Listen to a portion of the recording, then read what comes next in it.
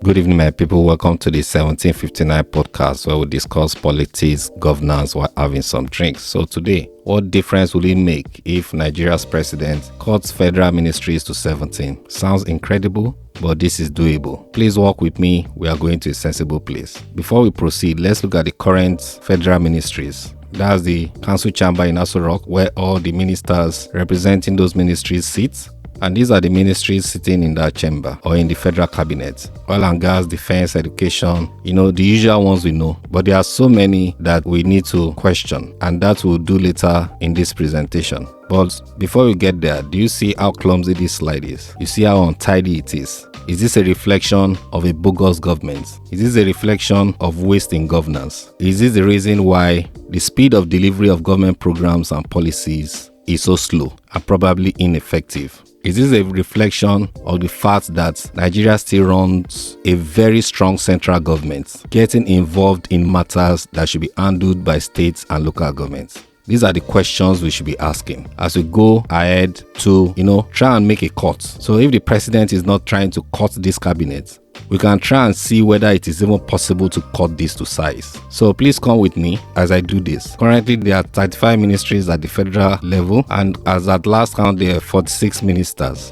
Initially, we had 48. One resigned to take up his seat in the Senate, and the other is on indefinite suspension, and we don't know whether she's coming back. So come with me. Let's help the president to cut this, just to demonstrate the fact that if we apply sense, critical thinking, this is actually doable. So let's bring back all the cabinet positions again. You wonder what the federal government is doing on housing and urban development. Outside Abuja, is there any other place or state or cities that the federal government, I'm talking of the federal government of Nigeria, should be involved in housing and urban development? Environment as well. Can Abuja, the center of power, be responsible for environment in Lake Chad or in Borno or even in Lagos or in Kogi? The states where the environment is, are they not in the best position to manage their situation, manage their crisis proactively, if they have the right resources to do so, instead of having to wait for Abuja to respond to emergency situations, flood disasters, or even erosion control? You have to rely on National Ecological Fund to mitigate risk being posed by environmental degradation in Abia State. That is not appropriate in my own thinking. Sport development as well. National Associations of Sports, Olympics Committee, NFF, they are all private run organizations. At least they are under FIFA and all the other international sport associations. So why do we need a Federal Ministry of Sport for God's sake?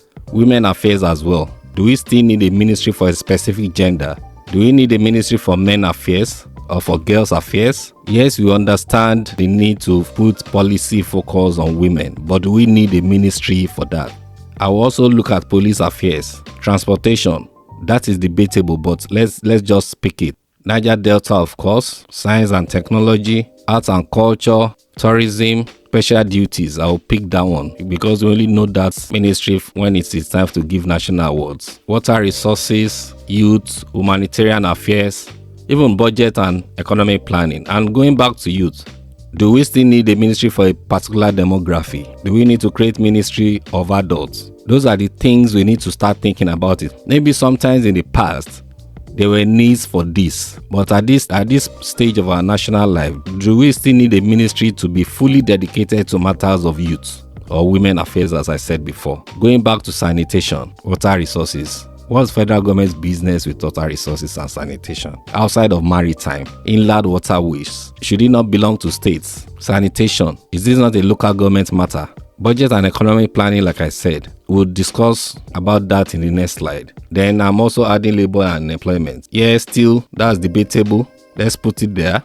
And even solid minerals. So you can see, if you step back and just reflect on this slide, you can see we actually have a whole lot of ministries that are now required at the federal level. And I guess maybe this is still a hangover of our centralized military structure that we ran before 1999, and which the politicians have decided to keep in order to make sure that jobs go around and just to make sure that everybody gets something. But really, if we want to change this country, we need to focus on the big agendas areas that can deliver the maximum value rather than spread ourselves too thin and continue to incur crazy costs to run this government. But let's look at our results of the court. You can see it is a lean result. 17 ministries, and it covers the major areas that a federal government needs to focus on. Definitely security. So we have defense covered, interior, internal affairs, foreign affairs, aviation because it speaks to our airspace. They are all covered. On matters of food, we have agriculture and food security. Education is well covered. Health as well because they impact directly on our people. Power, of course. Justice,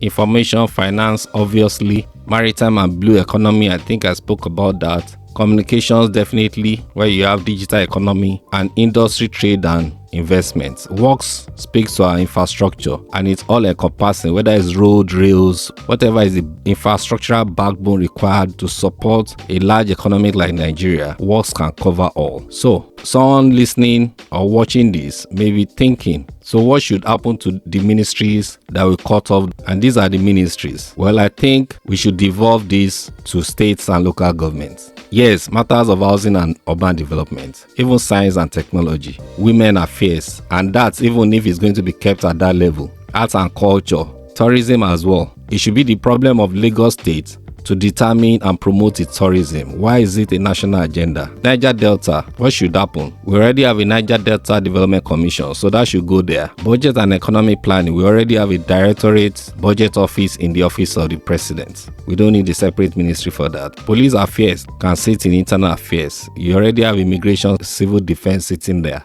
So we don't need a separate ministry for police affairs. As for special duties, it should be trashed. We don't need that ministry. Moving on, there is a question another person might ask. How do we still meet constitutional requirements of 36 ministers and 1 for FCT? If we have 17 ministries, how do we still meet the constitutional requirement for 36 ministers? So we can still appoint 1 minister from each state of the Federation and FCT. That will give us 37 ministers. 17 ministers out of these 37 ministers can be appointed to man the 17 ministries. And then the rest of the 20 ministers are appointed as ministers of states to support the 17 ministers. Definitely there will be some ministries that will require 2 ministers of states. So we can accommodate all the 37 ministers in those 17 ministries. And then we have those 37 brilliant people focus on 17 big agenda items that the government should focus on at the national level. Don't forget, we still have the permanent secretaries. They are always there.